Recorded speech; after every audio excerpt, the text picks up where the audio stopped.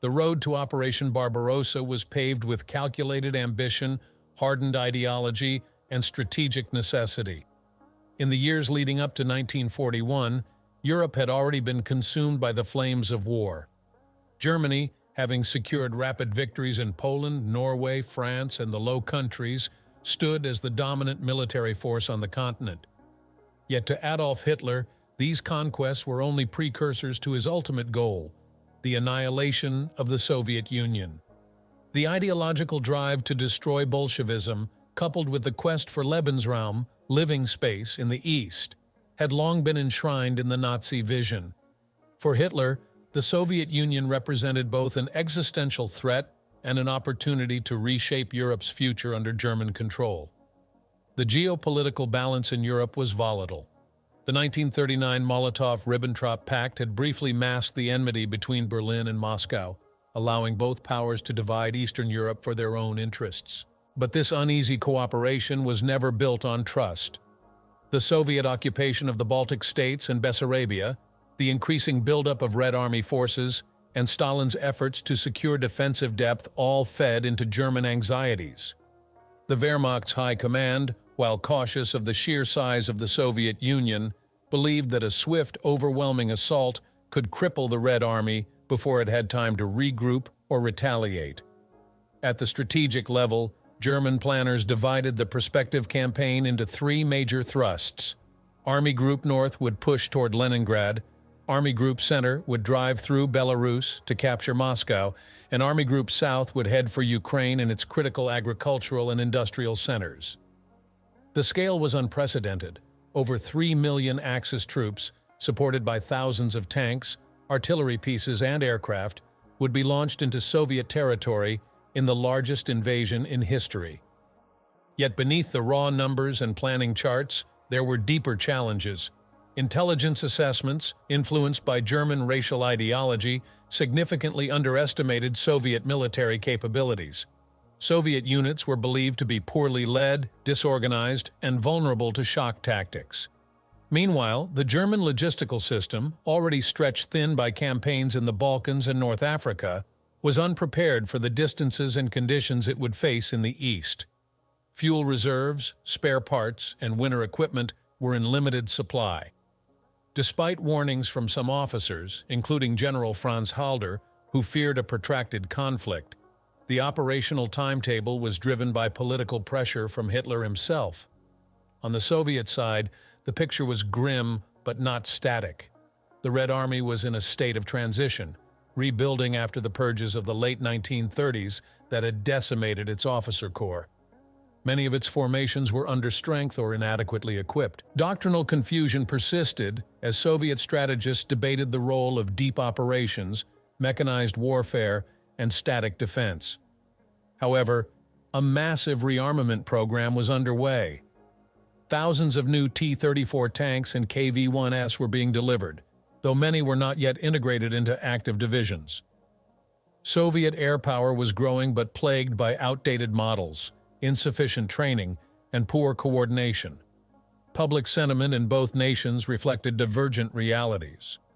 In Germany, the war in the East was presented as a necessary crusade against communism, barbarism, and racial inferiority. Propaganda emphasized the inevitability of victory, drawing on the triumphs of 1940 to inspire confidence. In the Soviet Union, paranoia and secrecy ruled. Stalin refused to believe reports of an imminent invasion, convinced that Germany would not risk a two-front war. Even as German divisions massed on the border, Soviet forces were ordered not to provoke. Officers who acted on intelligence warnings were often punished, reinforcing paralysis within the chain of command. Diplomatically, Germany sought to isolate the USSR before striking. Hungary, Romania, Finland, and Italy all pledged forces to the coming campaign. Meanwhile, Stalin's efforts to secure support or clarity from Britain yielded little. The Allies, while aware of German intentions, were not in a position to intervene. Churchill warned of a coming storm, but could do little to alter its path. By June 1941, the stage was set. Over 600,000 motor vehicles and 750,000 horses stood ready along an 800-mile front. German troops, confident and experienced from earlier campaigns, prepared to launch the most audacious military operation in modern history. Few among them understood the vastness of the land ahead, the depth of Soviet resilience, or the scale of destruction that would follow. The ideological and strategic fuse had been lit. The march into hell was about to begin. At 3:15 a.m. on June 22, 1941, the thunder of artillery shattered the silence across the entire Eastern Front. Operation Barbarossa had begun. Without a formal declaration of war, German and Axis forces surged across the Soviet frontier in a massive, coordinated assault. More than 3 million soldiers, accompanied by over 3,500 tanks and 7,000 artillery pieces, advanced in 3 massive army groups. Luftwaffe squadrons launched preemptive strikes against Soviet airfields, destroying over 1,200 aircraft on the ground in the first hours of combat. The initial shock was total. Communications collapsed, command centers were paralyzed, and Soviet frontline units were caught off guard, some still receiving orders not to provoke the Germans. Army Group North advanced rapidly through the Baltic states, aiming for Leningrad. Led by Field Marshal Wilhelm Ritter von Lieb, the group exploited weak Soviet positions and minimal resistance in Lithuania and Latvia. Army Group Center, commanded by Field Marshal Fedor von Bock, pushed with overwhelming force toward Minsk and Smolensk. Its spearheads, including elite panzer divisions under Guderian and Hoth, executed deep penetration maneuvers designed to encircle and destroy entire Soviet armies. Army Group South, under Field Marshal Gerd von Rundstedt, faced stiffer opposition in Ukraine but made progress toward Kiev, assisted by Romanian and Hungarian units. In the first days, German command reported massive victories. Thousands of Soviet prisoners were captured. Entire mechanized corps disintegrated under concentrated air and ground attacks. The Red Army, hampered by Stalin's refusal to mobilize fully before the invasion, lacked cohesion. Commanders hesitated or disobeyed orders for fear of reprisal. In several cases, Soviet troops found themselves encircled and annihilated before they could even establish defensive lines. Whole divisions vanished from Soviet records within days. Despite the appearance of collapse, pockets of resistance emerged. Near Grodno and Białystok, Soviet tank formations, including the formidable KV-1S and T-34S, managed to inflict losses on advancing panzers. Yet these engagements were often disorganized and isolated. Fuel shortages, poor radio communication, and lack of coordination meant many Soviet counterattacks faltered. The Luftwaffe maintained air superiority across most sectors, allowing German forces to maneuver freely and bombard withdrawing Soviet columns. Civilians were among the first to feel the weight of the invasion. Refugees flooded eastward as villages burned and cities crumbled. In newly occupied areas, Einsatzgruppen followed behind the Wehrmacht, initiating a campaign of political purges, mass executions, and racial terror. Commissars, Jews, and suspected partisans were rounded up and murdered. The ideological nature of the war, defined by Hitler's vision of racial cleansing and conquest, was evident from the outset. Within the German ranks, morale soared. The swift victories appeared to confirm Nazi propaganda about the inferiority of Slavic peoples and the ease of victory in the East. Commanders sent euphoric reports to Berlin. Hitler, convinced of the operation's success, began making premature political plans for the conquered territories. Yet beneath the surface there were signs of strain. The distances involved were immense, supply lines stretched thin, roads were poor, and Soviet forces, while battered, were not broken. In some sectors, German units advanced so quickly they outpaced their logistics, leaving frontline troops undersupplied. On the Soviet side, the initial paralysis began to erode. Stalin, stunned by the betrayal, took days to address the nation. But as reality set in, the Soviet command structure began to reorganize. General Zhukov and other capable officers were brought into positions of authority. Desperate measures were implemented to slow the German advance. Scorched earth policies were enacted, airfields destroyed, infrastructure sabotaged. Reserves were mobilized, and reinforcements rushed to critical sectors. Still, the losses were staggering. By the end of June, Hundreds of thousands of Soviet soldiers were dead or captured. Key cities like Minsk fell, and the path to Smolensk and beyond lay open. Yet the rapid advance brought new challenges. Terrain became more rugged. Soviet resistance began to stiffen. What had begun as a blitzkrieg was slowly transforming into a war of attrition. The opening phase of Operation Barbarossa had dealt a devastating blow, but it had not achieved its ultimate goal, the destruction of the Red Army in a single decisive campaign. The fighting would only intensify from here. As German forces plunged deeper into Soviet territory, the strategic objectives that underpinned Operation Barbarossa began to reveal their complexity. The German High Command envisioned a swift campaign, one that would neutralize Soviet military power within weeks and secure vast territories for exploitation. Central to this plan were three key objectives: the capture of Leningrad in the north, Moscow in the center, and Ukraine's industrial and agricultural heartlands in the south. Hitler and his generals believed that the psychological and logistical shock of losing these regions would bring the Soviet Union to collapse. But from the earliest days of July, the limitations of these assumptions began to emerge. German military doctrine had proven brutally effective in earlier campaigns.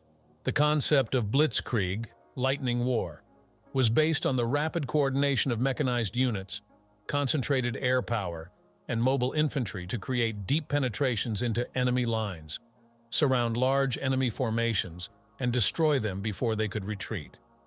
In France and Poland, these tactics had crushed opposition quickly. In the Soviet Union, however, the scale of operations was unprecedented.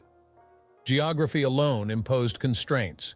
Vast distances between objectives, primitive road networks, and the absence of modern infrastructure hampered the pace of operations. The Wehrmacht's logistical framework struggled under the demands of a three-pronged offensive.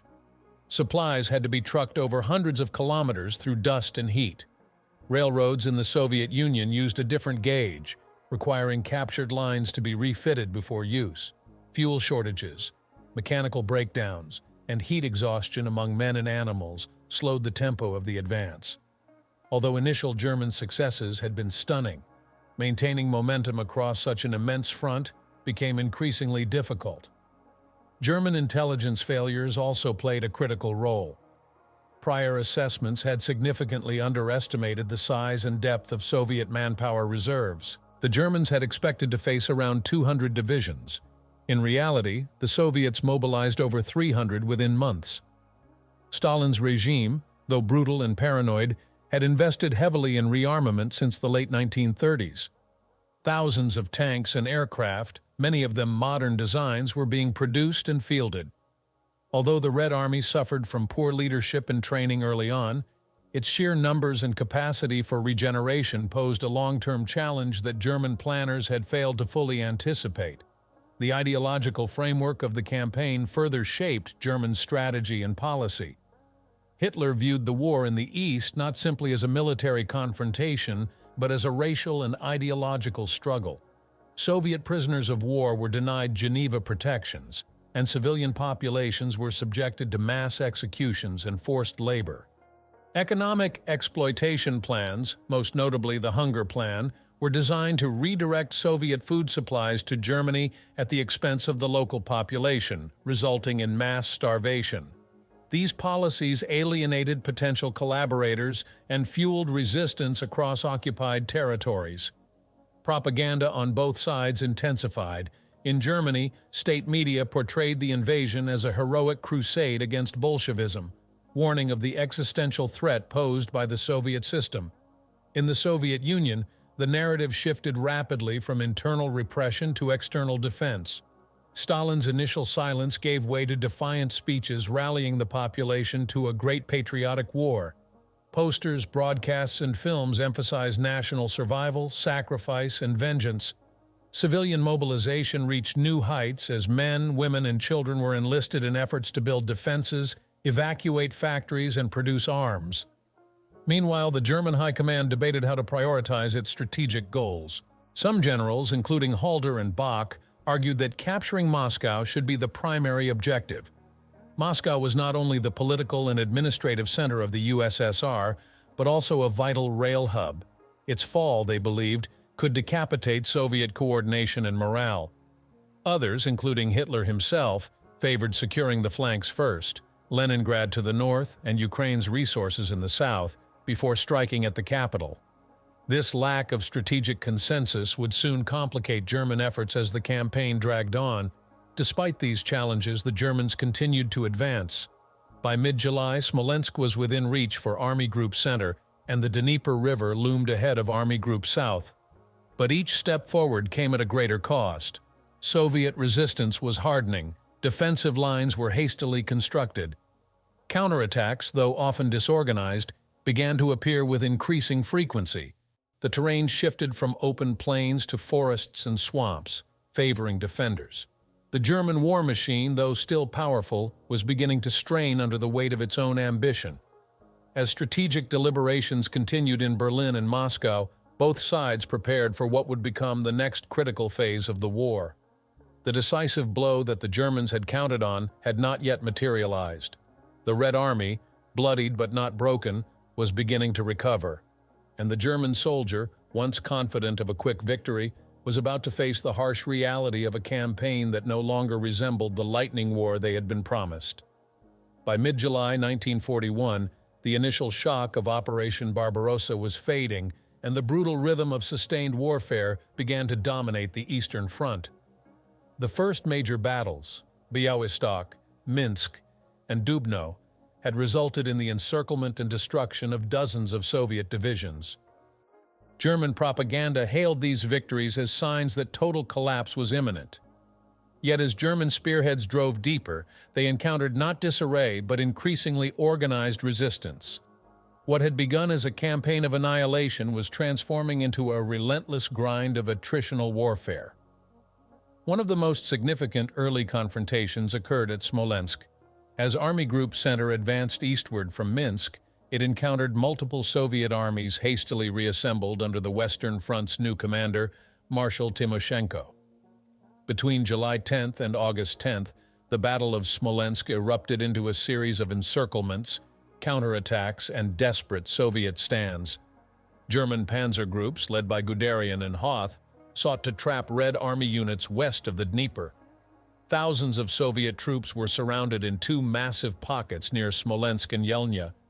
The Germans captured nearly 300,000 prisoners in this phase, seemingly repeating their earlier successes. However, unlike previous engagements, Soviet forces now began mounting sustained counteroffensives from outside the encirclement rings. Units under General Zhukov launched probing attacks to relieve pressure and disrupt German lines. Though often poorly coordinated, these efforts demonstrated a crucial shift. The Red Army was learning and adapting.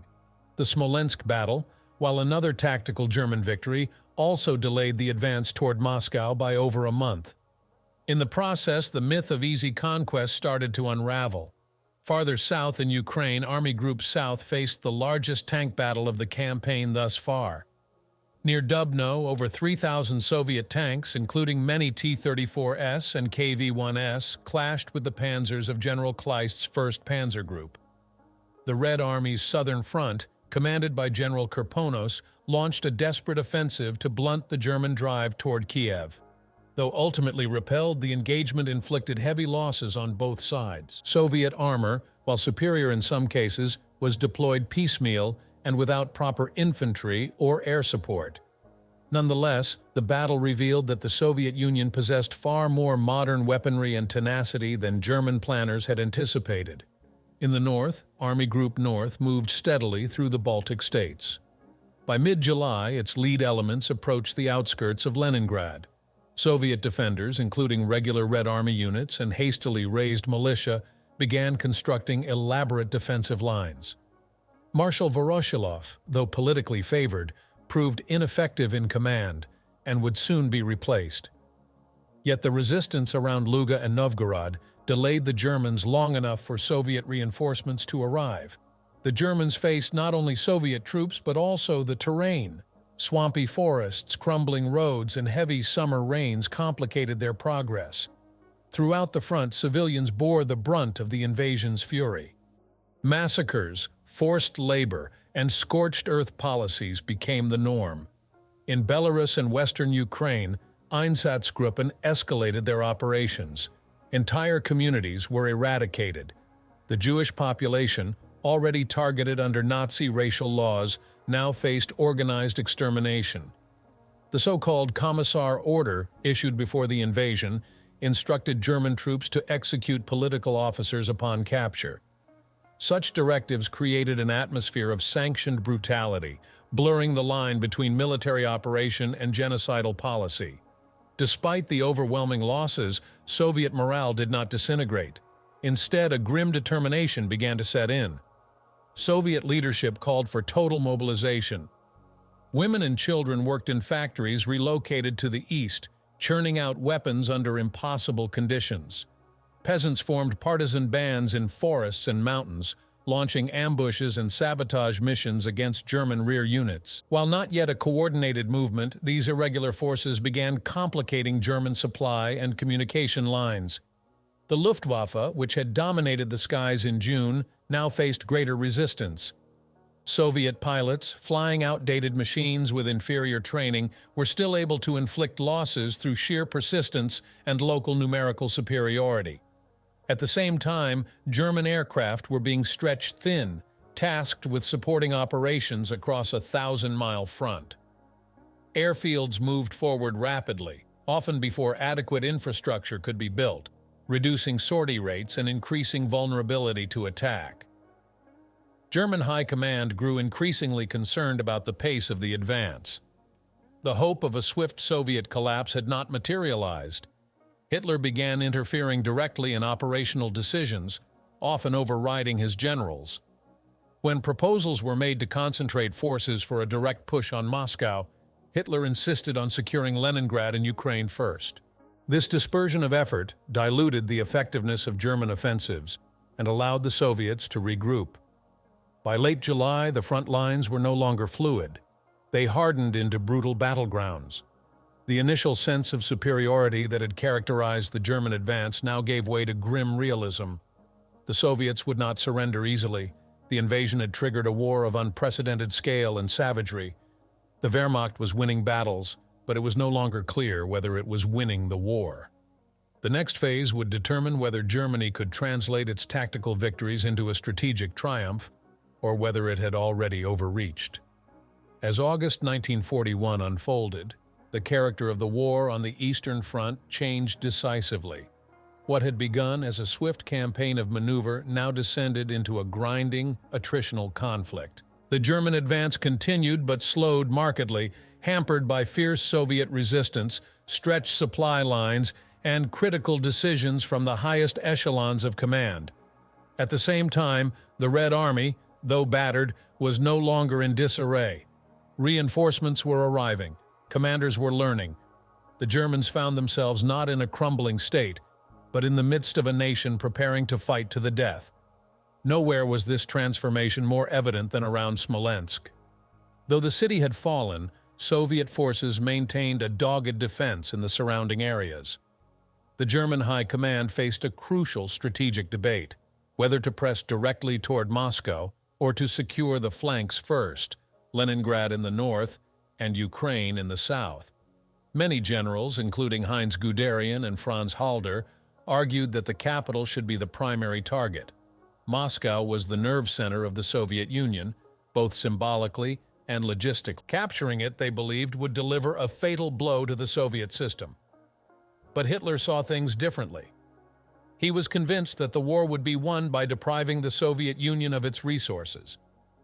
In his view, the conquest of Ukraine's grain fields, coal deposits, and industrial base would cripple the enemy. He also regarded the symbolic capture of Leningrad as essential to breaking Soviet morale.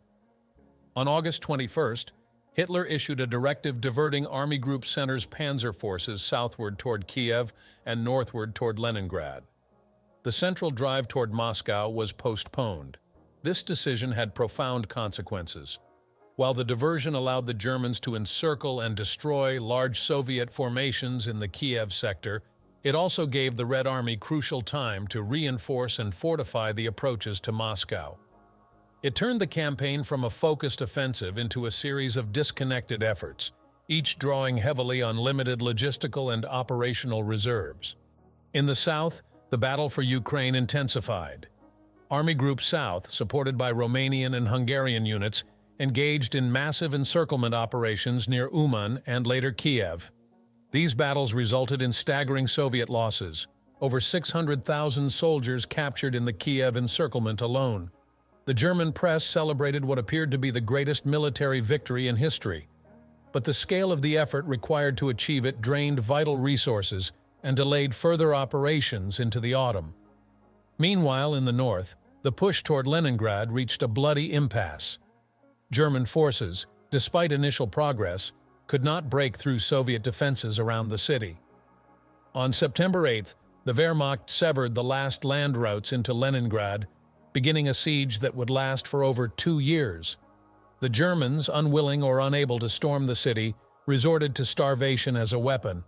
The resulting humanitarian catastrophe would claim over 1 million lives before the siege was lifted. Soviet leadership, now fully aware of the existential stakes, escalated the mobilization. Factories were evacuated east of the Urals, reassembled in record time, and began mass-producing tanks, aircraft, and munitions. The Red Army began forming new divisions, some hastily trained, others incorporating survivors of earlier battles. Soviet commanders such as Zhukov, Konev, and Rokossovsky emerged as capable, if ruthless, leaders. Discipline was enforced by political officers and secret police. Defeatism was punishable by death, yet amidst the fear, a sense of defiance began to grow. On the ground, the terrain and weather compounded German difficulties. Summer heat gave way to autumn rains. Roads became rivers of mud. Vehicles broke down. Horses collapsed from exhaustion. Supply columns, already operating at the edge of their limits, now faltered. Ammunition and fuel shortages became commonplace. In many sectors, infantry units found themselves without armor support, relying on foot marches across hostile territory. The Soviet response was not merely defensive. In the forests of Belarus and Ukraine, partisan activity intensified. These irregular fighters sabotaged rail lines, ambushed convoys, and gathered intelligence. Though poorly equipped, they operated with growing coordination and were supported by the NKVD and local populations who had little reason to collaborate with the occupiers. German reprisals were brutal. Entire villages were razed and civilians executed en masse, but the resistance only grew stronger. At the political level, the war in the East began to draw global attention. The scale of German atrocities, especially against Jews, communists, and civilians, became increasingly difficult to ignore. British and American intelligence monitored the campaign closely. Though the United States had not yet entered the war, President Roosevelt authorized the expansion of Lend-Lease aid to the Soviet Union. Crates of weapons, trucks, and raw materials began making their way across the Arctic and through Iran. Inside the German High Command, optimism began to waver. The Wehrmacht's senior officers understood that time was no longer on their side. Each kilometer gained brought diminishing returns. The Red Army, far from defeated, was reconstituting itself with terrifying speed. The weather would soon turn. The prospect of a winter campaign loomed, a scenario the Wehrmacht was ill-prepared to face. Despite continued tactical successes, the strategic picture was beginning to blur. The campaign had not delivered the swift collapse Berlin had promised. The Red Army refused to die. The German soldier, still advancing, now did so with increasing exhaustion and growing doubt. The Eastern Front, vast and unforgiving, was swallowing men and machines alike. And as September gave way to October, the Germans prepared to launch one final push before the snows fell, a desperate bid to seize the Soviet capital before it was too late. By early October 1941, with autumn gripping the Eastern Front, the Wehrmacht initiated its final major offensive of the year, Operation Typhoon, the assault on Moscow. After weeks of debate and diversion, Hitler had approved the drive toward the Soviet capital. Army Group Center, reinforced by the return of panzer divisions previously detached to other sectors, was tasked with encircling and capturing the heart of the Soviet Union. The operation was seen not only as a military necessity, but as a symbolic decapitation of Soviet power. German planners believed that taking Moscow would paralyze Soviet command, shatter morale, and perhaps end the war in the east. Operation Typhoon began on October 2nd with a familiar strategy: double envelopment. Panzer Group 2 under Guderian moved southeast from Oriel, while Panzer Group 3 under Hoth drove northeast from Roslavl. The goal was to trap large Soviet formations west of Moscow and open the road to the capital. The plan initially met with tremendous success. In 2 weeks, German forces encircled hundreds of thousands of Soviet troops near Bryansk and Vyazma, creating massive pockets of resistance that took days to reduce. These operations yielded another 600,000 Soviet prisoners and eliminated dozens of divisions. German commanders believed the path to Moscow now lay open, yet this success was deceptive. The time required to reduce the encircled forces, combined with worsening weather, sapped momentum. Soviet units fought tenaciously within the pockets, buying precious time for reinforcements to arrive. Meanwhile, the Rasputitsa, Russia's infamous autumn mud season, descended. Roads disintegrated into morasses of thick clay, immobilizing vehicles and turning logistics into a nightmare. Tanks became mired, horse-drawn wagons collapsed, and infantry slogged through knee-deep sludge. The pace of advance slowed dramatically. Inside Moscow, panic and resolve coexisted.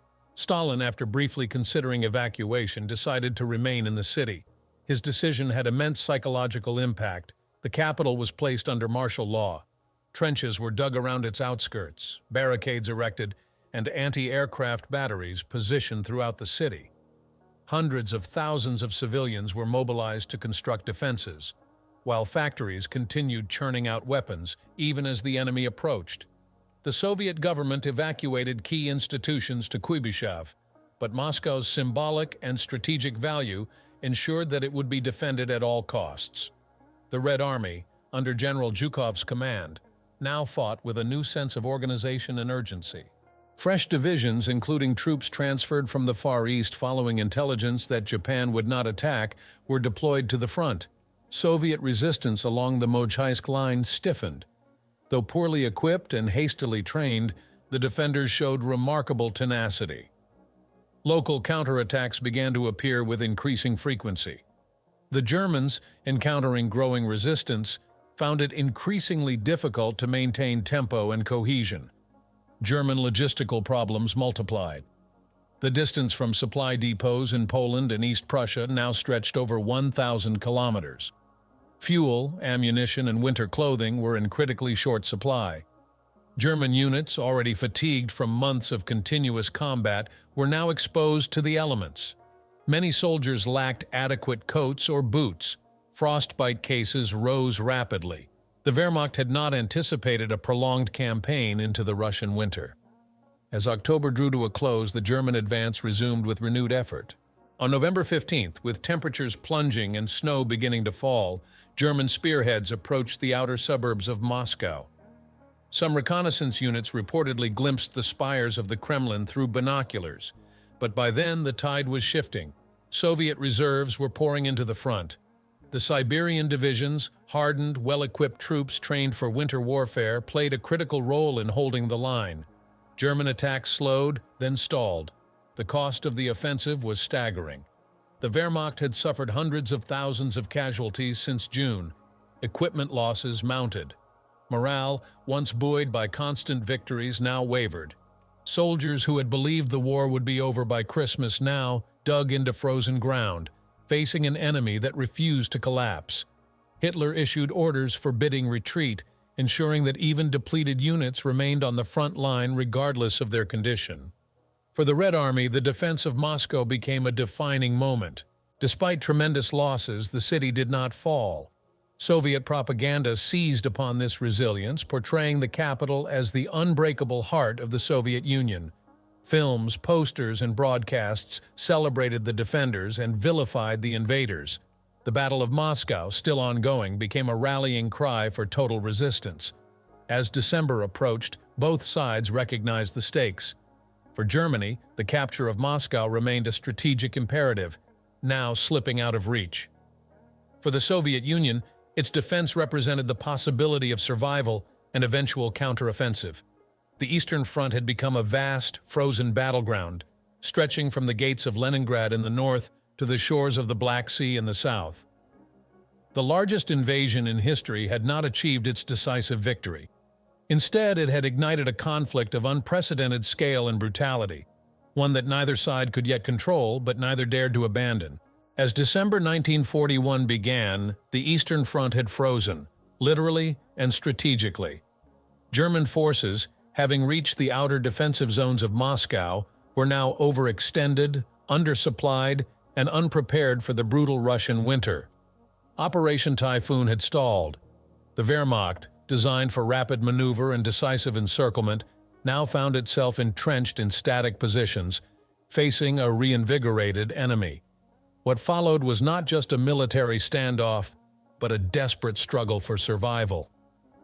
German troops, many still clad in light summer uniforms, faced temperatures that dropped to -30 degrees Celsius. Engines seized, weapons jammed, and frostbite casualties skyrocketed. Entire battalions suffered amputations and exposure, not from enemy fire, but from the cold. The German logistics system, already strained, could not cope. Fuel and food failed to reach the front. Horses, still essential to the German supply network, perished by the tens of thousands. Men burned furniture, tore apart homes, and looted villages just to stay warm. Despite these conditions, Hitler issued strict orders prohibiting withdrawal. Units were to hold their ground under all circumstances. The High Command believed that maintaining a firm front was essential to preserving the image of German invincibility. Generals like Guderian and von Bock urged temporary retreats to more defensible lines, but their appeals were denied. The Wehrmacht dug in, building makeshift bunkers in frozen soil, bracing for the storm they could no longer outrun. That storm came on December 5th. The Red Army, under Zhukov's command, launched a massive counteroffensive along a 1,000-kilometer front from Kalinin to Tula.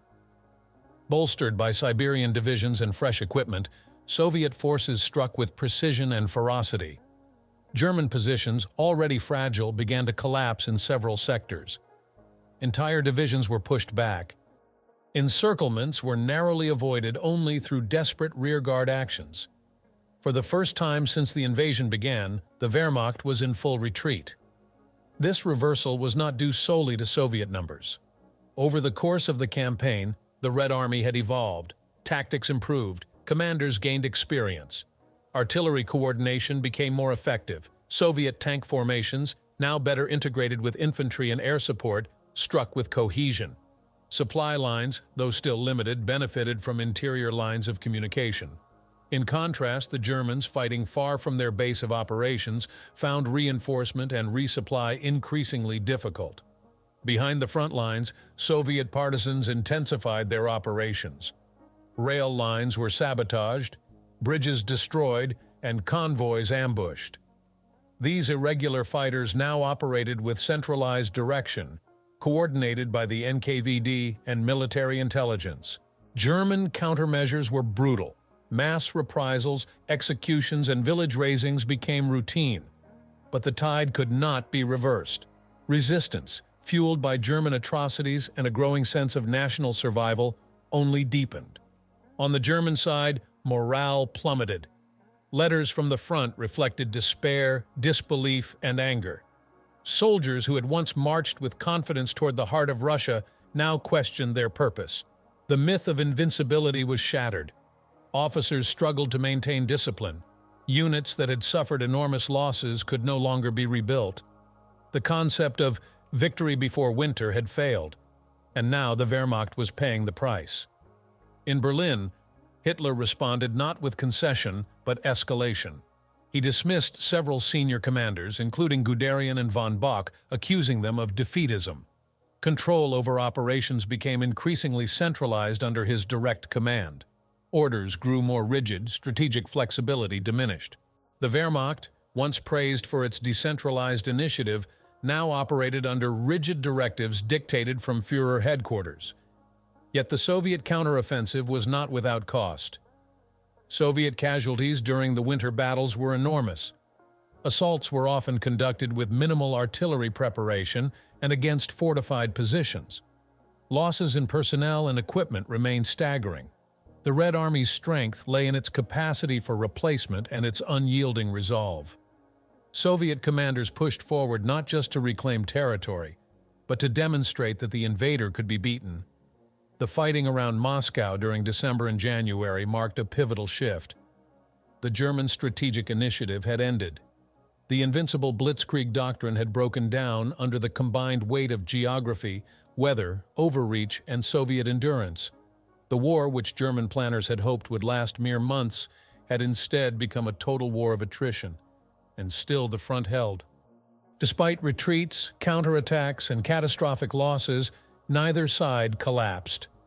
The Eastern Front had become a vast killing ground, stretching thousands of kilometers, consuming men, machines, and entire cities. For the German soldier, what had begun as a triumphant march into the East had turned into a frozen crucible of death.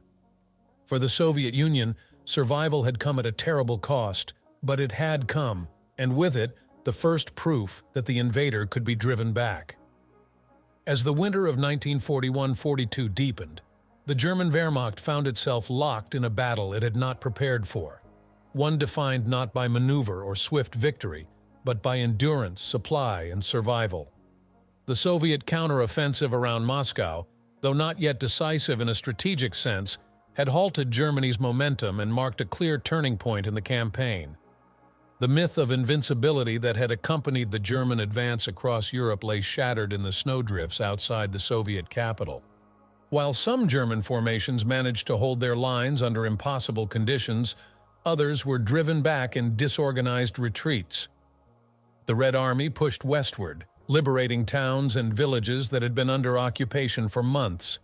For Soviet commanders, the offensive had dual objectives: reclaim territory and demonstrate to the nation and the world that the Wehrmacht could be beaten. The psychological effect was enormous. The Red Army had survived the onslaught, reorganized, and launched a successful counterattack at the gates of its own capital. But the Soviet gains came at extraordinary cost. Each kilometer of regained ground was paid for with thousands of lives. The Red Army's winter tactics relied on relentless frontal assaults, often with minimal artillery or armored support. Soldiers advanced through waist-deep snow, poorly clothed and underfed, against entrenched German machine gun nests. Equipment losses were significant. However, Stalin's directive was clear. The Germans must be driven back, whatever the cost. Failure was not an option. German forces, unable to retreat or reinforce effectively, adapted to their static positions. Makeshift bunkers, dugouts, and fortified villages became the norm. Defensive tactics evolved, minefields were expanded, artillery fire became more concentrated, and units developed better winter camouflage and communication procedures. Despite being on the defensive, the Wehrmacht retained dangerous local superiority in many sectors, especially where Soviet units lacked coordination or heavy weapons. The Luftwaffe, though weakened by attrition and the environment, continued to operate sporadically, flying supply missions and close air support sorties. But the Soviets were gaining air strength. New aircraft, like the Il-2 Sturmovik, began appearing more frequently. Soviet pilots, now benefiting from better training and coordination, challenged German air superiority over key battle zones, especially near supply depots and frontline concentrations. Partisan warfare intensified. In occupied territories across Belarus, Ukraine, and parts of Western Russia, partisan units evolved from small sabotage cells into structured resistance movements. Coordinated by Moscow, they conducted rail ambushes, assassinated collaborators, and relayed intelligence. In response, the German military and SS units launched brutal anti-partisan operations, often indiscriminately targeting entire villages. These scorched earth campaigns fed a cycle of resistance and repression that increasingly consumed German manpower and morale in rear areas. Within Germany, the initial public euphoria surrounding Operation Barbarossa began to dissipate. Casualty lists grew longer. Letters from the front painted a picture not of triumphant conquest, but of horror, hunger, and hopelessness. The Nazi regime tightened its grip over the domestic narrative. propaganda emphasized the threat of Asiatic Bolshevism and framed the war as an existential struggle for Germany's survival. Defeatism was criminalized. Dissent was crushed. Still, cracks were appearing beneath the surface. Inside the Soviet Union, the mood remained grim but resolute. The scale of suffering defied comprehension. Entire cities had been destroyed. Millions were dead, wounded, or displaced. But the successful defense of Moscow and the modest territorial gains of the winter offensive provided a glimmer of hope. For the first time, the Soviet people saw that the tide could turn. Stalin, once paralyzed by the shock of invasion, now appeared publicly more frequently. His speeches invoking national pride, historical destiny, and unyielding sacrifice. Strategically, the Wehrmacht's high command understood that the initiative had been lost. Operation Barbarossa had failed in its central objective, the destruction of the Soviet Union in a single campaign. Though German forces still occupied vast swaths of Soviet territory, from the Baltic to the Black Sea, the Red Army had not collapsed. Instead, it was regenerating. Soviet industry relocated beyond the Urals continued to produce tanks, planes, and rifles in staggering quantities. Trained recruits, though often green, were arriving in growing numbers. The failure of Barbarossa forced a re-evaluation in Berlin. Hitler, increasingly distrustful of his generals, assumed greater control over strategic planning. The focus now shifted from rapid conquest to holding the vast territory already seized and preparing for renewed offensives in 1942. Plans were drawn for a new campaign in the south, aimed at securing the Caucasus oil fields and cutting Soviet logistics along the Volga. But for now, Germany remained on the defensive, battered and exposed. The winter of 1941-42 had inflicted a psychological wound on the Wehrmacht. For the first time, German troops had been forced to dig in, to endure, and to retreat. They had experienced the depth of Russian resistance, the ferocity of the climate, and the tenacity of a foe they had been taught to disdain. The Eastern Front was no longer a matter of swift victory.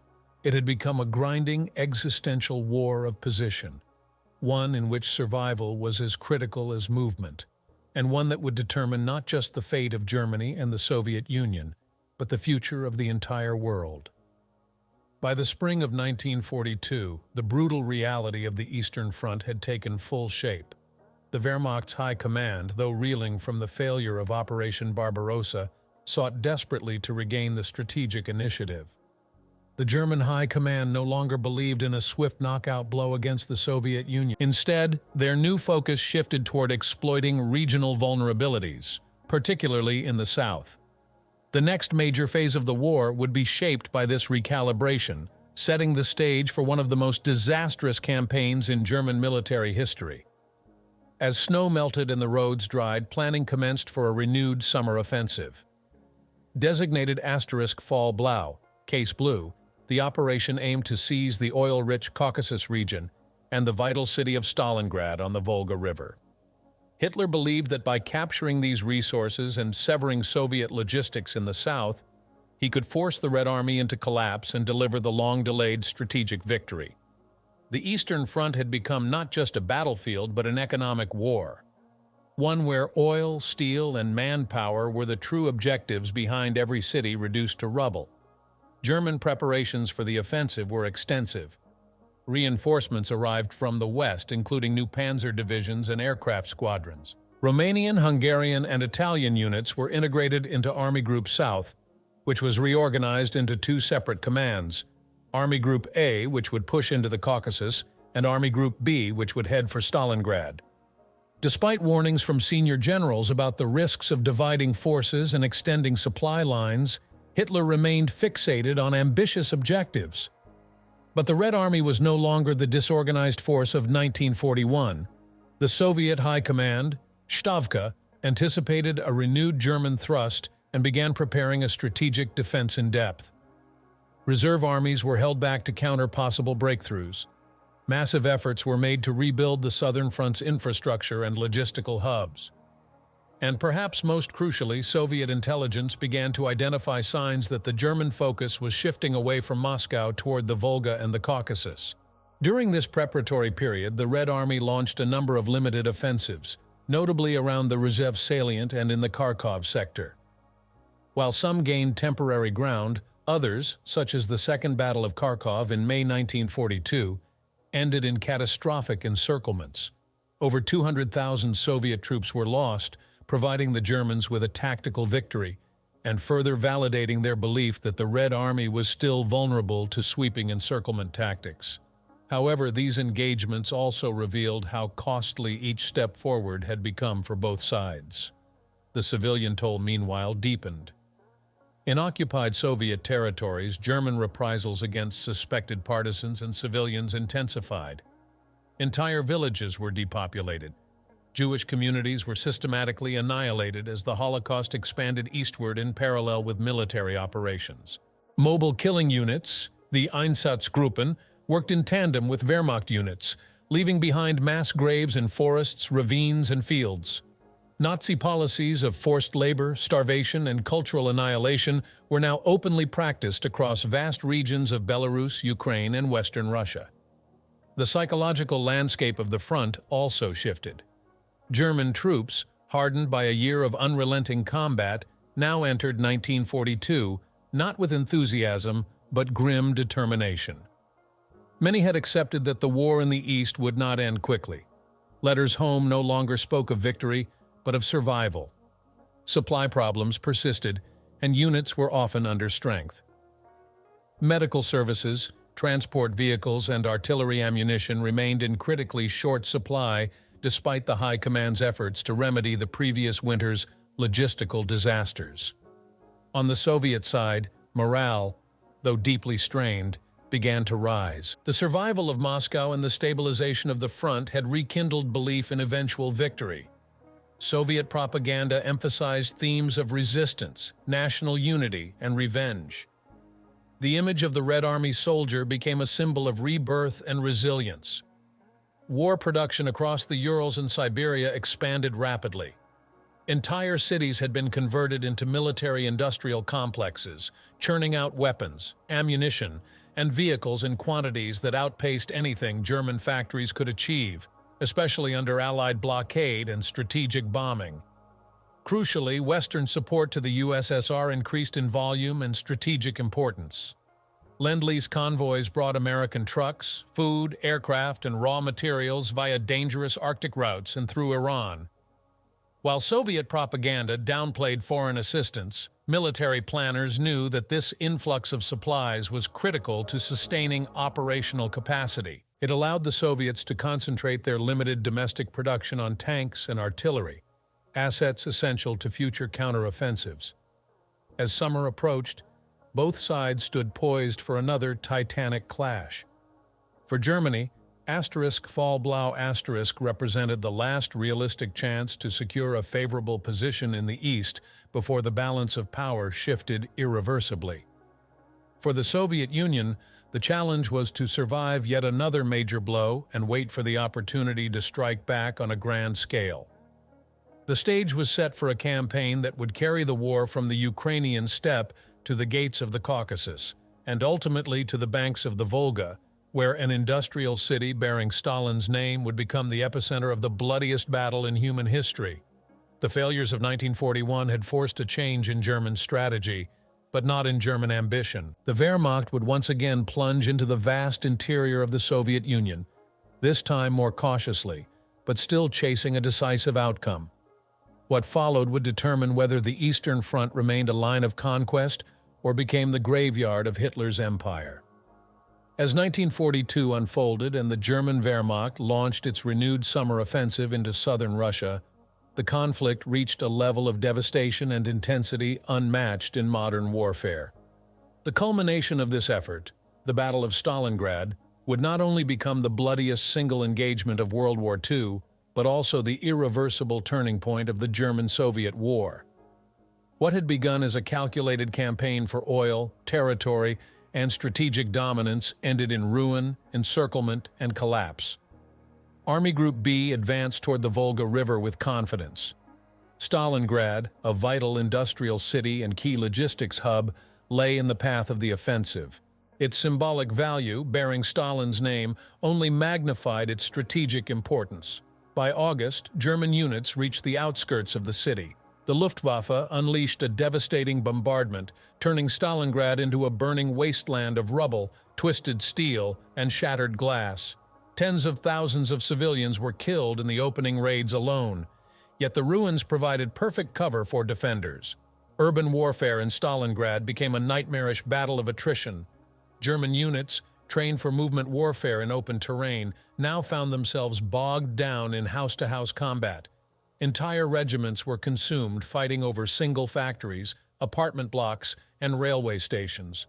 Soviet forces under General Chukov and the 62nd Army turned every street corner into a kill zone. They used snipers, flamethrowers, booby traps, and close-quarter ambushes to break the momentum of the German assault. Reinforcements arrived constantly across the Volga under fire. Soviet ferries braved artillery and airstrikes to deliver troops and supplies to the West Bank. Stalin's directive, "Not one step back," became more than a slogan. It defined the ethos of the city's defense. The Red Army took catastrophic losses but refused to yield. German units, despite initial gains, found themselves ground down. As the weeks dragged on, entire divisions were reduced to shadows of their former strength. Outside the city, Soviet High Command prepared a massive encirclement. Operation Uranus, launched in November 1942, struck the overextended flanks of the German Sixth Army, which had been entrusted with capturing Stalingrad. These flanks were held by under-equipped Romanian, Hungarian, and Italian divisions. The Soviet pincer movements met near Kalach, trapping over 250,000 Axis soldiers inside the ruined city. Hitler refused all proposals for breakout.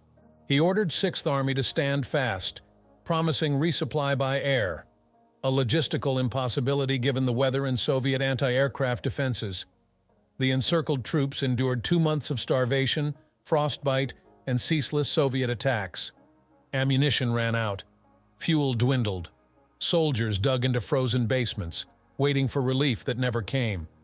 Field Marshal Paulus, promoted in the final days, surrendered on January 31, 1943. It was the first time in the war that an entire German army had capitulated. Only around 90,000 men were taken prisoner. Fewer than 6,000 would survive captivity to return home. The defeat at Stalingrad shattered the illusion of German invincibility and altered the strategic landscape of the war. For the Soviet Union, it was a moment of profound transformation, from a nation on the brink of annihilation to one reclaiming the initiative. Soviet morale soared. Partisan activity surged. The Red Army, now confident and better equipped, began preparing for large-scale offensives that would eventually liberate all Soviet territory and push into Eastern Europe. For Germany, the consequences were far-reaching. The loss of Sixth Army, the failure to secure the Caucasus oil fields, and the collapse of the Southern Front marked the end of offensive operations on the Eastern Front. Hitler's credibility among his generals declined. Allied powers took note. The United States and Britain, emboldened by Soviet resilience, accelerated plans for a second front. The myth of German military superiority, so carefully cultivated, was permanently fractured. The civilian toll remained beyond comprehension. Millions of Soviet citizens had died from combat, starvation, and occupation. Entire cities were erased from maps. Cultural heritage, industry, and infrastructure were obliterated. Yet from these ashes rose a national resolve that no occupation or bombing campaign could extinguish. The Soviet war effort, once seen as precarious, now appeared unstoppable. In historical hindsight, Operation Barbarossa stands as one of the most ambitious and catastrophic military gambles ever undertaken. It triggered a war of annihilation that consumed entire nations, reshaped geopolitics, and exposed the true nature of totalitarian ideologies clashing on an industrial scale. The march into hell that began in June 1941 did not end in Moscow or Stalingrad. It reverberated through every battlefield that followed, from Kursk to Berlin. The Eastern Front became the crucible in which Nazi Germany's fate was sealed. Its early victories, forged in speed and shock, could not survive the sheer weight of Soviet resistance, geography, and industrial might. By 1943, Germany was no longer marching forward. It was fighting to delay the inevitable. The ruins of Stalingrad marked the point at which the tide turned, not just in territory, but in the minds of men on both sides of the front. From that point onward, the question was no longer whether the Soviet Union would survive, but how far it would go to ensure that Nazi Germany would not